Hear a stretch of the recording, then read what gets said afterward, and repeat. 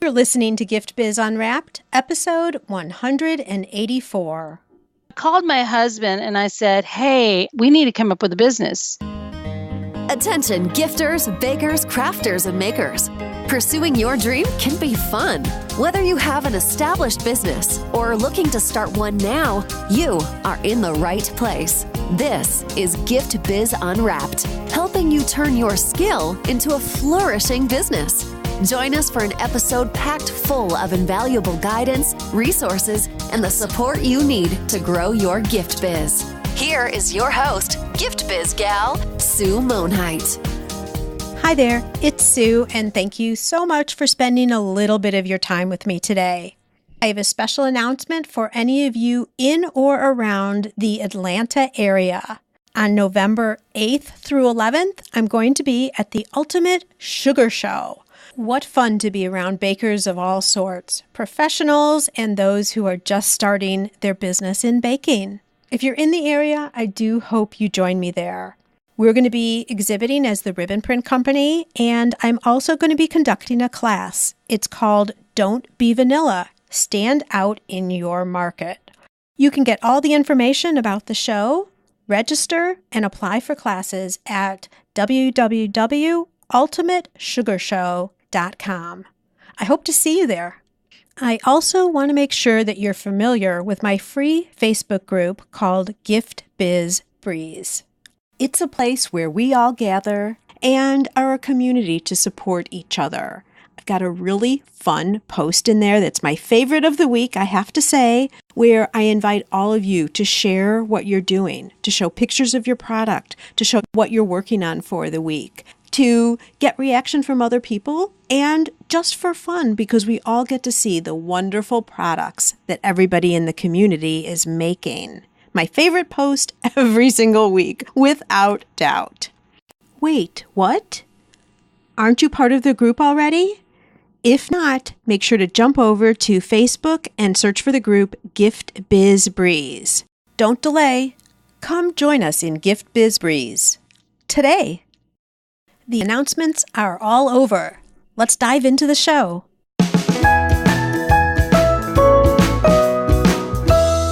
Today, I'd like to introduce you to Shelia Horvath, who's the founder and owner of HeavenlyTreats4U. HeavenlyTreats4U is a custom gift basket company based in Nashville, Tennessee. Sheila's entrepreneurial spirit, hard work, and long hours have provided the leverage to go places she never thought her business could go. What was born out of the hospitality industry and a passion to design has blossomed into something quite amazing, touching so many people with a little basket of cheer. Shelia is proud to have earned the coveted gift designer certification. She's been featured on the cover of the gift basket industry magazine, Trends and Tips, and was keynote speaker at the 2017 National Gift Basket Convention. This year, Shelia added author to her list of accomplishments in the collaborated book, Simply Inspired. Shelia and Dan have been married for 35 years, and they have 2 boys and an adorable grandson, Gabriel. Shelia, welcome to the Gift Biz Unwrapped podcast. Thanks, Sue, for having me today. I'm so excited about this. Me too. So, Shelia, I'm going to have you describe yourself in a little bit of a different way, and that is through a motivational candle. So if you were to help us picture what your candle would look like, what color would it be, and what would be the motivational quote on your candle? Thank you, Sue, for having me think that way. I've never thought about a candle in those thoughts, but I love it. I catch everybody with this first question. Yes. So I love the fall time. So I think I would choose a candle that has more of the warm oranges and yellow colors to really kind of get you in the mood of the fall and the season that's coming up. I like citrus because I feel like that is a kind of awakening, fresh feeling. But then I would also add a touch of cinnamon to it just to give us that warm feeling of fall. First, I have to ask you, so you're totally into the fall mode right here, and it's September, so it's clearly fall. Yes. So when you're talking about the colors right here, I'm thinking of all the leaves changing color. Do they do that in Nashville? They do. Okay. I wasn't sure. That is one of the things that we love about Nashville is there's 4 seasons. And so my husband and I were just talking about it should be getting that time when the leaves start to change in the fall colors. And some years are better than others. And I'm sure that's how you have it up there. But the yellows and the beautiful oranges and the vibrant reds that come out in the fall, it is absolutely probably my favorite time of year. Just Love the it. colors that just come out at you. But I love the spring and that citrus, knowing that, it's the summer and the fresh feeling of the citrus smell. But then you have to add in that cinnamon to make it that fall, warm, fuzzy feeling that you get when you have a cup of tea with some cinnamon in it. So you've got a little bit of both those seasons in there. Yes. Love it. On that candle, then, what would be a quote or some type of words that you live by? I'm going to refer to a quote that I actually put in my book, the chapter that I help collaborate with some other peers in our industry. And it is, people will forget what you said.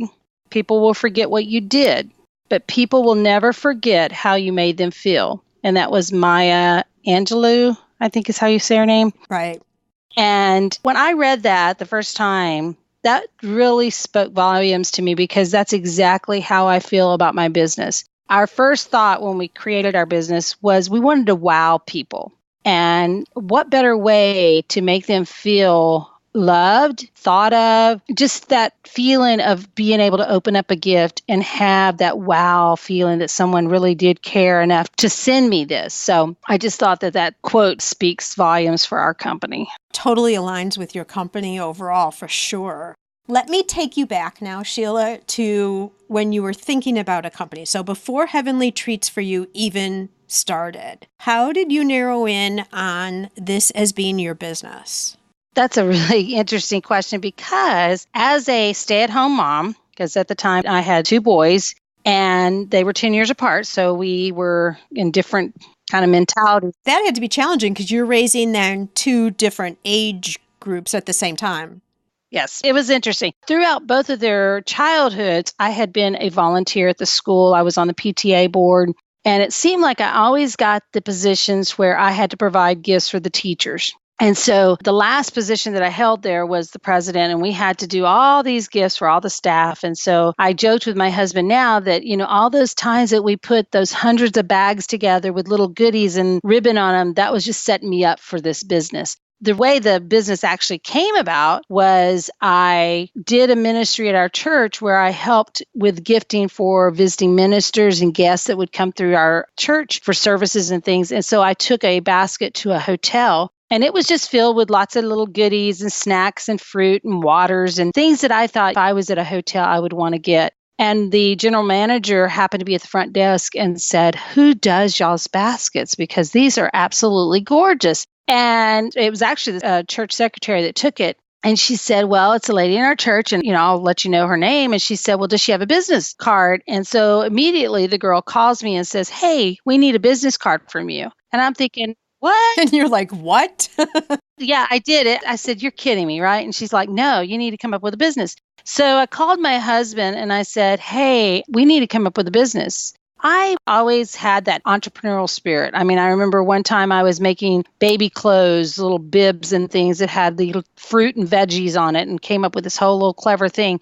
But just never took off. It was never really what I wanted to do. And so we kind of talked that evening and he said, "Well, what about something with being heavenly because it's church related?" So we came up with the Heavenly Treats for You, the number 4 and the letter U. We wanted to play on something different. And so that's really how it began. It was one night we talked about it, and the next day I started investigating how to go about starting a business. I had no clue because, again, I was a stay-at-home mom that just loved doing things like this and didn't have a clue on how to make money, just knew that I needed to do this. And that was my first account, was that hotel, because they wanted me to do their little amenity baskets. They didn't want anything big. They just wanted me to come in with some cute little things that they could give for when they had a problem with a room, or if a VIP walked in, they wanted to be able to give them something. And so that's how Heavenly Treats for You came about. So that was the trigger. That was the trigger. The hotel was the trigger. and you never really thought about it. I find it amazing that in one night you decided on your name already, right? Yeah. And you had experience because you had done these bags before for the school and all that. So that was really good. But you also talk about the fact that you had dabbled in a couple of other things too. How did you have the confidence, or maybe I should say, did you have the confidence? Because we all know that doing something on the side and for a craft and a hobby and doing it for one moment in time is a lot different than actually running a company where you're going to be surrounded by this all the time. I would say that far as the confidence level, I probably never really had what a true confidence in what I could do until probably last 3 years. How long have you been in business? We celebrate our 10th year. Now, we took a couple of years off because we had some moves, and we can talk about that because it's an interesting story of how we ended up in Nashville. But I would say that first, I just was doing it for fun. I just thought this was the coolest thing that, hey, I've got a business, a viable business here. And I would talk to these hotels and I'd get orders. And that was not even the biggest income for me at the moment. It was all of the families at the church found out that, oh, wow, she does these great little baskets for baby showers. That was the biggie because everybody seemed to be having babies. And so I would come in with 3 or 4 designs and I would make them all unique. And the problem with that was everybody knew they were from me, but they really wasn't from me because I had been hired to do that. So I stopped going to the baby showers. I would come in, I would deliver my gift, I would deliver all the gifts that I got hired to do, and then I would leave because I did not want them to be going, oh, Sheila, we're so excited, thank you, because it really was not from me. It was from the person, and I would say, oh, no, that's from such and such. So it was funny, but they knew my look, and I had no idea that I was actually creating that brand, really not even realizing that that's what I was doing. Really important. So you were creating a brand. It's not just a gift basket, but it's a style of how you created your gifts, right? That developed over time that was really unique then to Heavenly Treats for You. Yes. So I call this, as an example, and you've heard this before, Sheila, I'm sure, this is one of your unique special powers because what your design looks like looks different from everybody else's. Right. And as a young entrepreneur, I had no idea that's what was happening. I heard about branding. When we came up with that name, I knew immediately what look I wanted for my business cards and things like that. I knew I wanted it to be black. I wanted it to be gold. I wanted it to look very classy. I wanted it to be something that I always thought about. If Oprah found me, this would be one of her favorite things. So I wanted it to be a unique looking, classy product. And so when I contacted my niece, who I thought she was fabulous in marketing, she doesn't do that, but she did it on the side. And so I asked her, I said, hey, do you think you can come up with a logo? And so I kind of told her what I was looking, black and gold. She created the stars that went along with it to kind of play on that heavenly. And then we didn't really want to put gift baskets in there because I thought, someday I may not be making gift baskets. I don't know where this is going. So we did it as the Heavenly Treats for You just to be different. And so that's really where it was born in that thought that I already knew what I wanted to do, but I had no idea where it was actually going. Really smart on the name choice too, as you describe it. You're not limiting yourself. Right. Yeah. So take us back still to that first part of developing the company. So you really didn't know for sure what to do, but you were going to get started. And how lucky for you, you already had business. Right. You figured out what to do in terms of establishing the company. Okay. So how did you start establishing pricing? So when we first started the business, we were in Texas. And this will kind of explain this because my husband got transferred to the Memphis area. And so we had lived in Texas for 20-something years. And that was where all my friends were. And when I first started pricing, I knew I needed to double whatever my cost was. I talked to different people and they were, oh, you got to double it. You got to double it. So I would always do that. But the problem with when I first started, I made everything so customized that I didn't really think it through. And I kept having people say, you need to make this where you can make multiples of something. But in the infancy of this business was that it really was more custom. I was wanting to wow everybody. I wanted them to feel so special that they got something from me that I didn't want it to be duplicated. So at first, that's really where the direction was going, was it's going to all be custom. But then I quickly learned that the time it took me to go shopping for each individual gift, that I really was not making anything by just doubling the price and spending all my time shopping. So when we moved to Memphis, I didn't have that network of friends that was supporting me. It was like starting the business over again. And so then I thought, okay, so now what do I do with this business? It's going. I'm still getting calls from people from Texas, but was not going to carry me. I had to get out and network. And so I joined all the chambers that were local and started trying to make it where I could somewhat repeat something, but I never really caught on with that. Does that make sense? Because I really was still in that custom, wanting to do everything special for that one order. Right. And so really, I never got into the corporate, even though I did the hotels. We were actually in South Haven, Mississippi, which is outside of Memphis. So I immediately started marketing to the hotels and picked up some hotels and was doing the same thing that I did in Texas. But I never really broke into that corporate arena until we were moved to Nashville. And that's when, I don't know if it just clicked or if I got tired of not making very much money on this business and thinking needs to be a viable business. And I can backtrack a little bit too about that, because there was some circumstances that happened in our lives that changed what was happening dynamically in our family. And so I took a couple of years off because of my husband went through some illness. And at the time, I thought, maybe I don't want to restart this business, because really, when you move a business, you basically are restarting it. It may say the same name, but you have to go through the whole process of got to get your new license wherever you're at. So I feel like when I decided to go ahead and do this business the third time, that's what I always tell people. When I decided to do this business the third time, I really rethought things. And I thought, okay, I'm not doing it the way I did it the first two times, because I made mistakes. Like I would go out and buy things that I thought just looked amazing together. But if you don't have a storefront, who's going to buy them? You have them on your shelves, but you're not marketing to anybody. I didn't have a website. I had a web page that just said, hey, contact me if you want something custom. But it didn't have anything that allowed them to order. And that was when things were really starting to get online and things like that. And so as we fast forward 10 years later, now I know that where the money is you make something that can be reproduced and you market to the masses versus the one. But you can still customize that. Every gift that goes out is still customized. So you have like a base design that then you can add to or adjust based on what the order looks like? A lot of times, yes. So now that we're in Nashville, we decided to go with a website where we can place orders. So we came up with some designs, and Nashville has been a really unique place to live because we tried, when we first moved here, we saw how everybody loves local. Everything is a local scene, or there's a culture here. And I think it's because of the country music.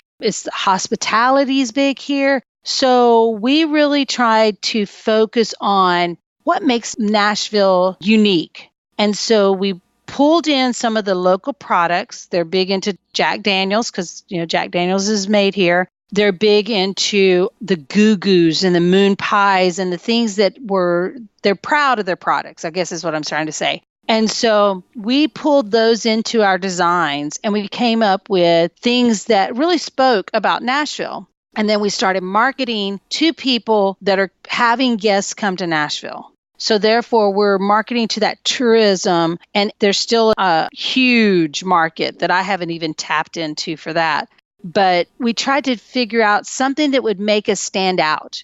And then we came up with our signature gift. I want to get into the signature gift for sure. But first, I want to point out to Gift Biz listeners, there are a couple of things that maybe you're not in the gift basket industry, but you're a maker. A couple of things with Sheila's story that can apply to all of us. Sheila, I really liked when you were talking in the very beginning about your pricing. You had doubled it, but you really hadn't necessarily seen, all of the time that's going into acquiring the product, producing the product. Maybe it needs to be more than that. So a good thing, Gift Biz listeners, to look at is, what are the standards in your industry already? How do different products get priced? For example, like candles might be priced different than gift baskets because there's different type of labor involved. back to candles. I always gravitate back to those candles, Sheila, sorry. But, if you're making your candles, that's going to be different than if you're buying candles to put in your gift shop, right? Right. But if you're making candles, you might also want to price because you might be wholesaling to a gift shop owner. So it extends from there. But so it's really good when you're in the early stages and you're just getting your product to market. Think about where you're trying to go with it, so that then you can get your price as close to accurate as possible. And of course, there's going to be adjustments. Sheila talked about that, how she saw as she evolved her business. I'm going to say businesses because you had the three of them, same name, but three places. But it's something good to think about in terms of what's going to be scalable and allow you to make money, because if you're not going to be profitable long term, you're not going to stay in business. That's just the whole thing there. So secondly, and I really love this also, is how you're talking about in Nashville ways to make your product unique. Again, I go back to this unique special power that I talk a lot about. And in your case, it was Nashville and the foods and the music and the whole vibe of the town. And it's so perfect, Sheila, because people then can talk about you in relation to that. Oh, she's the one who has the gifts that relate to Nashville. You get products from Nashville, et cetera, et cetera. So it can be in food like Sheila's doing. It can be in the colors that your product has. It can be in your style, all different ways. And when you define that for your business, you're giving another way people can talk about you, which extends your visibility. It's not just, oh, this person has a jewelry shop or a pottery store. It's that, oh, they have a pottery store and they make these special shapes. All the pottery is shaped in some way like a leaf or whatever it is. So it gives a story to extend your visibility forward. Hopefully that makes sense. But that's exactly what you're doing, Sheila, is you're talking about Nashville here. And now I'm so excited because I want to get on. Let's talk about this signature product you have. And that is true. If you can make yourself stand out and have people word of mouth talking about you, that's how you'll grow. And that's really what happened to us, was organically we have grown. I've done very little advertising towards that other than just on social media and just really talking about the products that we come up with. I'm keeping you in suspense about this signature product just for a second so we can hear a word from our sponsor. This podcast is made possible thanks to the support of the Ribbon Print Company. Create custom ribbons right in your store or craft studio in seconds. Visit theribbonprintcompany.com for more information. Our signature gift is a guitar case. It's a gift box that's made in the shape of a guitar. So it's not a whole big true-to-life guitar. It's not. No. Just checking. Yes, because I've had people say, you're kidding me. You do it in a guitar case. And I joke with them, well, yeah, if you want to give me a big guitar case, I will fill that to be a giant gift basket. Their eyes just kind of pop out. They're like, oh my gosh, really? But so it's a small little gift box that's in the shape of a guitar case. And I've had people say, oh, well, that's really something else. And I'm like, well, but it's just showing the musical thing. It's a guitar case, okay? And what we do is we fill it in with local products. And then we personalize that. And a lot of times too, if someone tells me, my friend really likes sweet and savory, but they really are a chocolate lover, then I'll put in maybe some extra Goos, or I'll put in some more moon pies, or we have a chocolate shaped solid chocolate guitar that goes in there. And we've had it specially made for us with some gold on it that's on the outside of the chocolate. And so it's just beautiful. It looks wonderful in there. And again, playing on that theme of the country music and those things. And so we add all these lovely local products in there.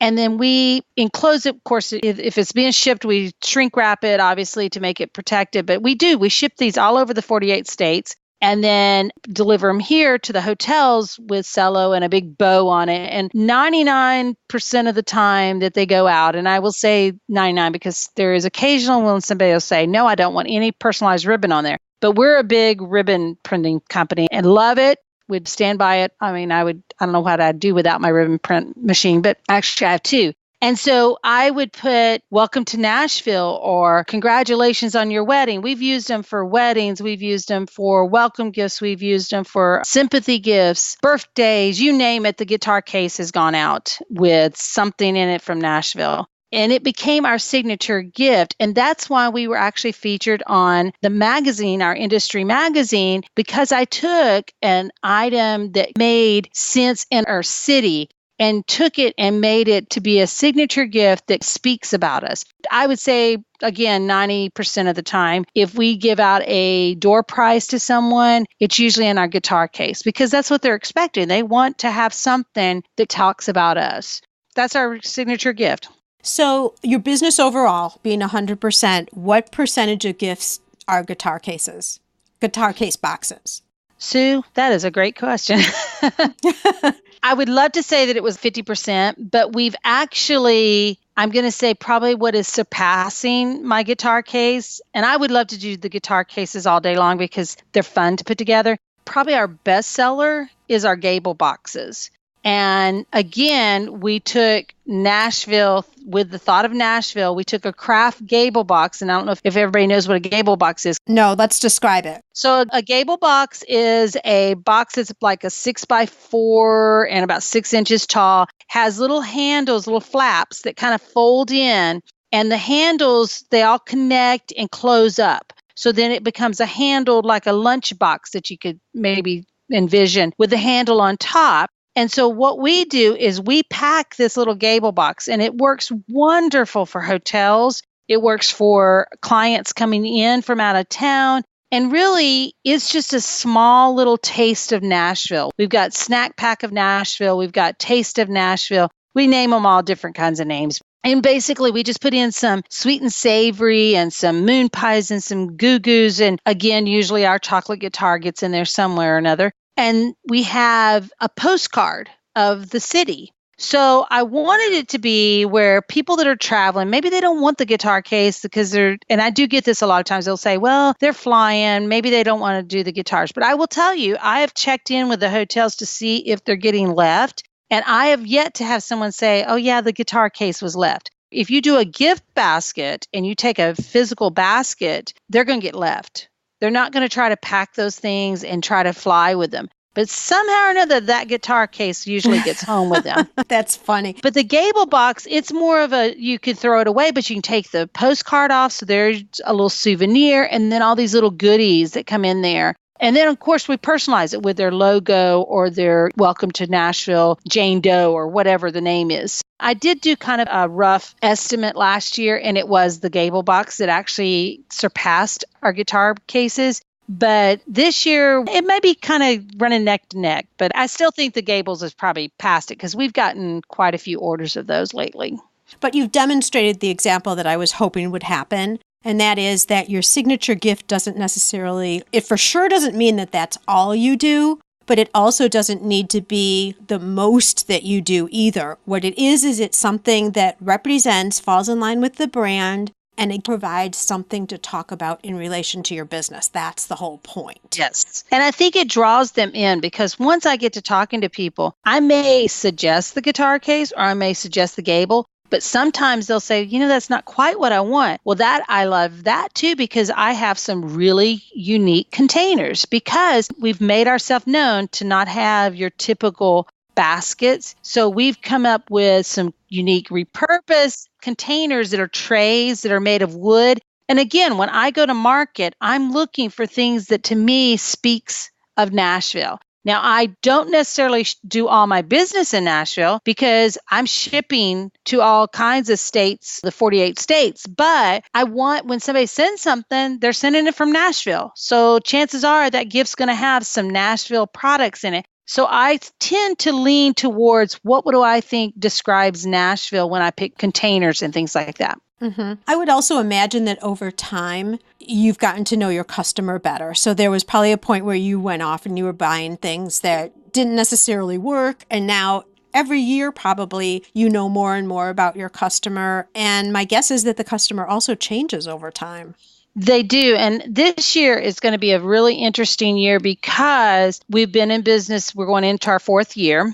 And I've had some repeat customers in the holidays. And I noticed it last year that when they called me up for their order for the holidays, They asked me, do you have any new products? What's new in the gifts? So I'm on the hunt. Every day I'm on the hunt for something new in Nashville because I love to buy local. I love to support these small businesses that are coming up. And as long as they provide me with a quality product, quality packaging, and meet all the criterias of a well-established business, if that makes sense, because we don't want something that is made not by the standards that for the health department or anything like that. So we have to be very choosy. And you need shelf life. Yes, and shelf life. It can't be just something that's going to be good for a week. So we're always looking for things. But this year, we really have branched out a little bit. And I'm going to try it this season, see how it goes. But we found some wonderful products. We went to the market twice this year, Atlanta market, and we've been to the National Gift Basket Convention. And so we found some unique products that we just fell in love with as a business. Love the taste, love the quality, love the packaging. It fits in a new look that we want to do. And so we're going to introduce those products this fall in our holiday lines just to see if people are receptive to it. Again, we still have our basic, wonderful Nashville made products, Tennessee products. But we're just going to tweak things a little bit because we do have those repeat clients that maybe don't want to give the same products every year, but they want something new. And so this year, we're really stepping up our game. And the way I'm going to approach it to share with my clientele and on the social media is we're going to feature these products. And we're going to talk about how we fell in love with them at market, because obviously all the businesses go to market. And we're going to talk about there's some things that just become our favorites. Oprah has her favorites, and you have your highlighted gifts every fall or holiday gifts that people identify the holidays with. And so we kind of want to come up with a way to say that these are the heavenly treats that we discovered this year. And so we're going to introduce those. I think what we're going to try to do is maybe weekly come up with a way in the next few weeks of just introducing a new product each week. Talk about how we're going to use it in a gift or several gifts. We're using some of them already, and I had an order go out this week that has some of the new cookies that we're going to use. And the reason we bought them was they came in such different color schemes of the packaging. And I'm so glad I discovered it because in this order, that's what the person was looking for, was something that would bring out her logo color, her company color. It was perfect. And I'm glad that I had decided to branch out and not just, sometimes we kind of, as finding our niche, don't feel like you have to stay totally in that lane because sometimes that can pigeonhole you. And then you're stuck there and you can't go out of that. Does that make sense? Absolutely, yeah. So you have to have little things that you can bring in. Obviously, I'm not going to put any of those products in something that says Nashville, Tennessee, or something like that, unless I ask the customer, hey, would you like to have other products that we have some favorites? Do you mind if we put those in those? But I would never pass it off as, hey, this is made in Tennessee. Does that make sense? It makes total sense. And another thing that you brought up, and I just got to say, that's one of the things that I love about doing this podcast is something that you're saying, Shelia, applies if you tweak it in just a little bit of a different way to every single listener here. So I want to just point out and underline this opportunity for people. If you're making a product locally that maybe goes for a gift basket or not even really, look to see what other businesses in your area are focusing on locally made products, because that could be a place where either your product can be in their store, you can be in someone's gift box or gift basket. Extend that way too, because it's true. And I see a trend, Shelia. I don't think it's just gift baskets, but people are looking for locally made products because the carbon footprint is even smaller than just American made. Right. People are liking supporting small businesses in their areas. And let's face it, you get to a point where you get limited because there's not as much selection locally as there is nationwide. Right. So huge opportunity. If you make anything that's in your area that could be in a gift basket, in a gift shop, in an art store, all of that, reach out to those people because you're local. There's a huge opportunity there. And as Shelia was saying, she's searching for that. And if you are just so fortunate to be in Nashville and you make anything, especially if it's consumable, you've got to talk to Shelia. Yes. because she may need you. I would love to talk to them. And I just was talking to somebody that wanted to start a toffee business. And I explained to her up front, I said, you could make toffee and you could put it in a little bag and get by with the minimum amount of cost in your packaging. But I said, if you will upfront, you have a good product, then go ahead and spend the extra money to develop the product in some kind of real eye-catching packaging. Yeah, land your packaging. Because if you do that and you have a great product, those two go hand in hand, because that's what I'm looking for. And there's lots of products out there that is just delicious. I go to farmers markets, but the packaging is not there. And so I don't want to have to take the time to repackage something, because obviously I don't want to handle any kind of food, or the expense of me having to buy another box to hide it in there. I have some people that talk about that. Oh, well, we'll just put it in another box. That's cost right there. And that's time of me having to take that and put it in another box. So to me, I would rather search out good products with good packaging and great taste, and I'll promote you. If you're new and you're doing this in Nashville, please let me know, because I'm looking for new things. I love seeing new businesses start. And if they do have that vision of really making that package, then you bet you I'm going to offer them in my basket, because again, that's helping someone start their business just like I was starting my business 10 years ago. Well, and it helps you as well because you're looking for new products all the time. Yes. Because you always want to be able to offer something new. Because anytime you have a new product, you have a new story to tell your customers. Exactly. Especially those corporate clients you want to get back into. It's another way to get back in. You've got a new product you want them to know about. Right. Okay, Sheila, talk to us about a challenging time. I know it's not been all beautiful Nashville guitars. There's been something that's been a problem or frustrating along the way. Yes. Can you bring us to one of those points in time and talk us through that? I'll talk about one major thing that happened in our lives. It definitely changed the dynamics of the way we did our business. Was in 2013, well, in 2012, we knew we were moving to Nashville. 2013, my husband became ill. And so that's why we took the 2 years off to see what was going to happen with that. And since 2013, my husband has gone through cancer and just recently had last year another secondary cancer that came about. And if I can say anything, if you can go through what we have gone through as far as dealing with all of that and still running our business, we did more business last year than we did the 2 years before. It was just the phenomenal year. And the whole year we were dealing with my husband's cancer, because in the beginning of last year, he had to have a second stem cell transplant. And then by the end of October, 1st of November, he started getting sick again and we didn't know what was going on. And by like 2 weeks before Christmas, we knew he had a secondary cancer. And so this whole time, I had my biggest fourth quarter I'd ever had. I actually sold more in my fourth quarter than I did the previous year. To look back now, it's kind of mind-boggling that we were able to do this. So how did you? It was really interesting because I would work the business. I'd get all these orders in and we were going back and forth to the hospital. And then after Thanksgiving, he actually was in the hospital 19 days. And so I would stay at home and I would check all the orders in. And I had a couple of girls that would come in and help occasionally. I wouldn't have made it without them. And so I would take, if I had a large order, I would take spools of ribbon with me in a bag. And I was very particular about it touching anything. It only touched me. Okay, so let's get that straight. I didn't have ribbon on the floors or, the hospital, because I am actually a germ freak now. My kids tell me that. But going through all the things that we do with my husband, you just become that. You're constantly washing your hands and stuff. But anyway, I would take rolls of ribbon and I would sit and I would make my bows and put them in. I'd have a different bag and I had all these bows. And it was quite interesting to the doctors when they would come in to talk to us. They would be like, what are you doing with all these bows? And then I would tell them, well, I have a gift basket business. I just got this huge order and I've got to go home and do this. Their eyes would almost like pop out because they're like, and you're running this business. And I said, yeah. And I'd bring my laptop and I would converse with clients and then I'd go home and try to put these things together.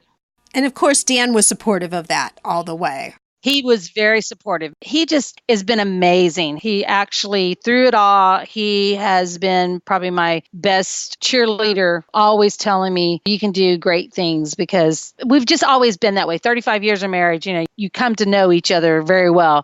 But yeah, I really would say no matter what your circumstances, you can make it work. It may not be the easiest. You also have a choice, because from your story, I'm hearing two different ways of approaching this.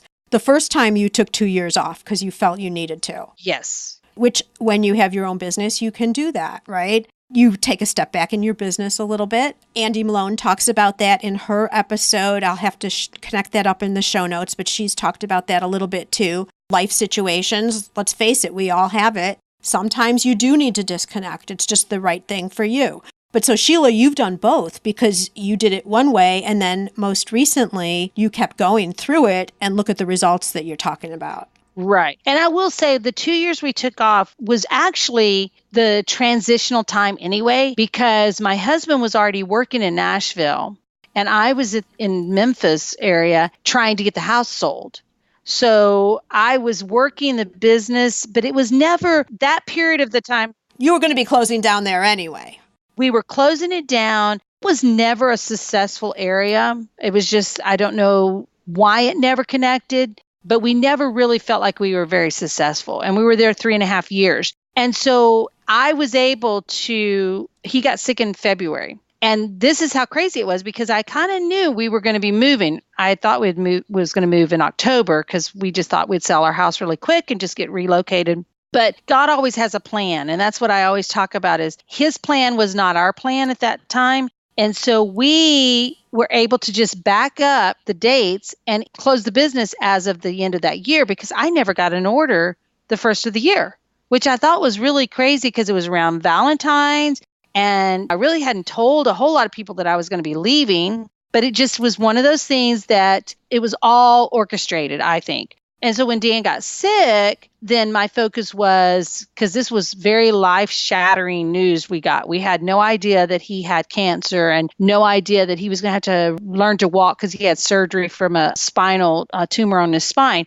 And so it was a great time to just say, okay, I'm done. I'm taking a break. We're closing the business. So fast forward 6 months, we moved to Nashville into an apartment. Well, obviously, I'm not going to be able to run a business in an apartment. So I kept everything in storage. I actually had thought about just selling it all. Just close that chapter. It's not going to happen. My husband, on the other hand, was like, no, just keep a few things, because you may go back into business. It took me 1.5 years living here to when I started getting calls from the clients before, from Texas and Memphis. Hey, are you back in business? And then again, being involved in a church where they said, hey, we know you used to do this. Would you mind doing some gifts for us for the visiting minister? So then I started doing that again. And then a neighbor was a realtor, and she's like, I wish I had a closing gift. So it was like the stars aligned again, and it was time. And I actually wasn't ready to take the plunge, but I went away on a girls' weekend to meet a friend from Texas. And my husband, I come back and he said, oh, by the way, I've got your LLC signed up. You are back in business. You need to go to downtown Nashville and get your business license. It's time to go back into business. So he was the one that really pushed me to start it. But we had been hearing lots of things. Oh my gosh, you need to do a business here in Nashville. It is the place to be. And so I will tell you that first 6 months was incredible. I probably made more in the first 6 months than I ever did in the beginning of my business. And I really realized what the value of being able to duplicate something and to market to the clientele of the corporate world. That was the game changer. Using local products, using something that can be multiplied, and really going after the corporate world. That is what totally changed our business. That is the golden nugget for a gift basket business, for sure. So, Shelia, as I'm listening to the story, do you realize that you might have been trying to get away from the business, but the business keeps finding you again and again and again, right? I had someone tell me, they said, you're so resilient. And I thought, I've never used that word. I've never even thought of myself as that. But, when somebody else is looking in and seeing what all we've done with the business, I can see where now I've kind of taken a step back, and I am just amazed at where this business has gone in the 3 years that we've been here. To me, it's very mind-boggling. My husband just had this conversation and we're like, wow. But when you are planted, and this really goes back to it, when you are planted in the right place, because I really feel like God had us planted where we're planted in the community, even with where he works. I mean, there's a whole story. I should write a book about it because it's just amazing the journey that we've taken in the 5 years that we've been here. But if you really can find that niche, that lane, and just stay focused on that lane of where you're going and have that prize at the end, it's amazing. There's going to be distractions. There's always distractions. There's days that I don't even feel like I even got anything accomplished. But you know what? You just keep plugging each day by day. You're going to get there. Absolutely. Okay, Sheila, I have a brand new question. I might make this a regular question, but it just came to me and you're the first one who gets to answer it. Are you ready? Uh-oh. Yes. Are you worried? I am, but hey, let's go for it. Maybe you should be. I'm not sure. Let's try this out. Okay, gift baskets aside. So forget about your product. What is it that you love about being in business? Good question. I think it's actually finding that I can be successful in something. And the reason I say that is as a stay-at-home mom, I didn't finish college because I decided, I wanted to raise a family. I never pursued a career. And we've looked back over that, especially with going through my husband's illness. We were like, oh man, maybe we should have taken the time for me to establish a career. Because what if something happens to you? Are we going to be taken care of? Does that make sense? Yep. Mm-hmm. So because of the journey we've gone on, it's made me question what I've done for the last 35 years. But with what's happened in the last 3 years and seeing that I can take this business from me just making a gift basket or whatever it would be and turning it around and marketing it and networking and meeting people, because every day I meet someone new, or at least every week I meet someone new and I look back and I think, gosh, I can't believe I met that person. Or how in the world did I meet that person? There's just some things that just come about and you just shake your head like, wow. It's just amazement, right? Like you can't even imagine that it's happening. Right. And then the last year and a half, all the things that's happened, it started, I guess, last spring when I found out I was on the cover of that magazine. That blew me away because I'm not one to ever boast about what I'm doing. I'm just not. That's not my personality. But you get to here. That's kind of the point. And that's hard for me. But I am saying it is amazing because don't lose sight of what you really want to do. And to me, it was, I wanted to be successful in whatever I did because I had started little businesses where I never made any money and I didn't know what I really wanted to do. And it was just a way to bring in some income to play, have play money is what I would call it. My fun money that I would go out with my friends to have lunch with or whatever. And being a stay-at-home mom, there is lots of people out there, and I never want to change that again. I mean, I don't regret not going to college. Sometimes I do because I think, oh, I should have a degree behind my name. But I don't regret that time I spent with my kids because I feel like that was my calling. That's what I wanted to do. And so now that I'm in this different phase of life, this is a perfect opportunity for me to take this business wherever it's supposed to go. Absolutely. And the other thing that I see with you is not only that, but so now you're in a position where you're successful, but you're still investing in your further development. Look, you go to the conferences, right? You're part of my Makers MBA program. So all things to continue to build and grow as a person. Right. What's your thinking on all of that? Why are you doing that when you're successful right now?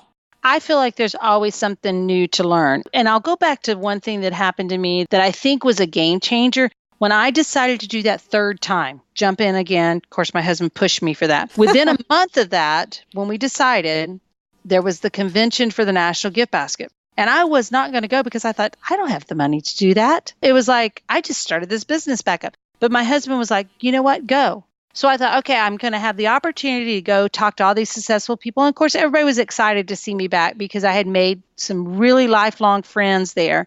And I thought, okay, when I talk to these successful people, and Sue, you were one of them, and I don't know if you remember this, But I remember walking into the hotel, and it was almost like I felt like I was coming home.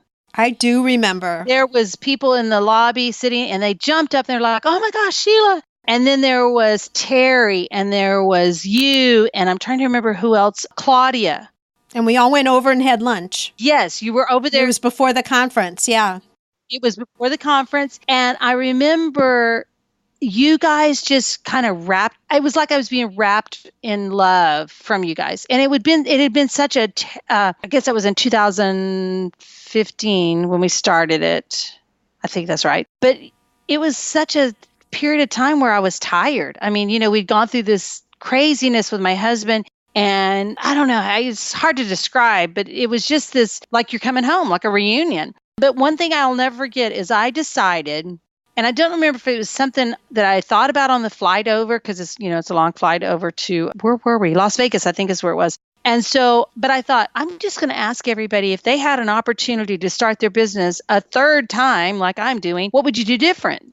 And everybody talked about was making sure that whatever you create is reproducible and making sure that you're actually making money. First of all, make sure you're doing what you're supposed to be doing to make it worthwhile, I guess is really what it was. And so everybody I talked to, that was what I'd say. Okay, so if you have a chance, could you remake, what would you do differently? And so it was an inspiration. I guess I was trying to figure out how to make this business viable. Because even at that time, we were not sure how long my husband had. I mean, he was doing okay at the time. But given that, we still don't. We live day by day of what's going to happen in the future. So I think with just trying to learn more ways of making it better, when I go to these conferences or when I do your calls that you do, it's always trying to figure out, is there something else that I should be doing? Is there another process that would maybe make things a little bit more flowing, as a gift basket person? And now that we're getting big orders coming in, what's the processes that we're using? Are they the right ones? Because I'm hiring people now, and I need to make sure that's that could be a whole nother podcast of how hiring people and just making sure that you are actually conveying what's in your head, because you're the owner, you're the designer, you're everything. And trying to convey that information to somebody that's working for you and to actually release some of this. I had someone here today working in my office. A month ago, I would have said, no way, no, they're not touching my space. But when you get to a point where you are growing this business faster than you can really handle as the one person, you begin to say, okay, I can release that. I can release that. I can have you answer that email for me. So to me, that's really what I guess is learning about how to be a boss, how to take this to the next level. Does that answer your question? Yeah, it does. I mean, there's always the development. There's always the next step. And I think, I've been talking a lot lately about what got you to where you are at one point isn't the same skill, processes, or any of that to get you to the next place. Like doing just more of what you're already doing doesn't scale bigger and bigger and bigger. You have to change what you're doing. And why not learn from people who have already been there? And that speaks to you talking about community. And then, of course, all the value community can bring when you found your home, the support and the love and knowing that you're supposed to be there and everyone has your best interests at heart too. Right. All right. So I'm going to circle this back and we're going to have to start winding down, although I could still talk to you for ever. But we are going to wind it down a little bit. And to do that, I want to offer you a gift because you have given us so much great information today, Sheila, by sharing your story. I'd like to present you with a virtual gift. It's a magical box containing unlimited possibilities for your future. So this is your dream or your goal of almost unreachable heights that you would wish to obtain. And maybe I want to say heavenly heights that you wish to obtain. Please accept this gift and open it in our presence. What's inside your box? Wow. Well, first of all, let me describe the box. Of course you're going to describe. Is it a box or is it a basket or is it a guitar? No, it's a box. And I would say that it's probably a very elegant box with a beautiful bow on top because we all love bows. I'm going to say that as far as my dream of what this business is going to be would be if we could talk about Nashville, and you always have the different go-to. How do I say this? If somebody knows they need to ship a gift to somebody, there's certain businesses that's been in business for a long time.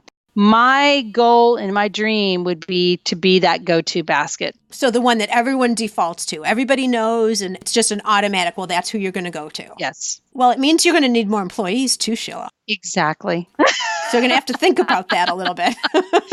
Yes. Again, a lot of people ask me, am I going to ever have a storefront? I don't know that that's the journey that we want to go to, because we want to be able to grow the business, but we also want to keep it that personal. It needs to be a business that you can still personalize. Every client is still that personal touch that we would still give to every client that comes in or talks to us. We still want that personal touch, because that's what I'm finding. I'm hearing that some of the companies are not that way anymore. They've gotten so big. Their scalability they grew too fast. They weren't able to handle each client and still be able to meet with that client. This is one of the things that sets us apart right now is I will meet with that client and I'll bring them a sample basket. And we'll talk about the products and we'll figure out what color scheme they want to go to. And I take that time to really develop that relationship with that client. And so as we grow, and if you're giving me that gift, my dream would be to still hold on to that personalization, that personal touch that we can give to our clients, but yet be that go-to for Nashville or the South, whoever. I mean, we'd like to be Oprah's favorite gift.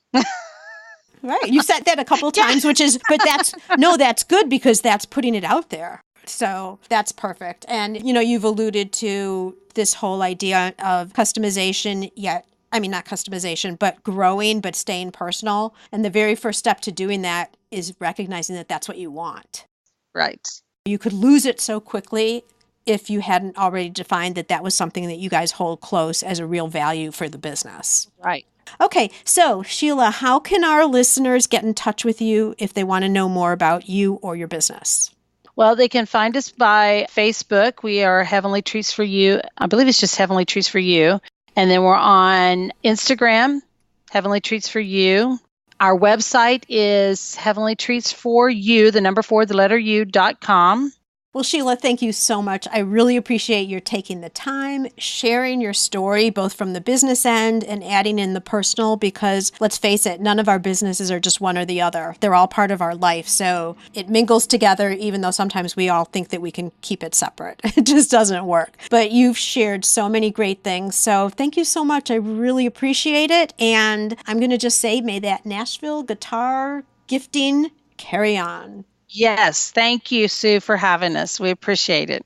This episode is all wrapped up, but your gift biz journey continues. It's your time to experience the pride and satisfaction of turning your passion into a profitable business. Join the Makers MBA program and access training modules, downloadable worksheets, and weekly live and recorded Q&A sessions addressing your specific challenges. You also have the opportunity to connect with a community of creators just like you.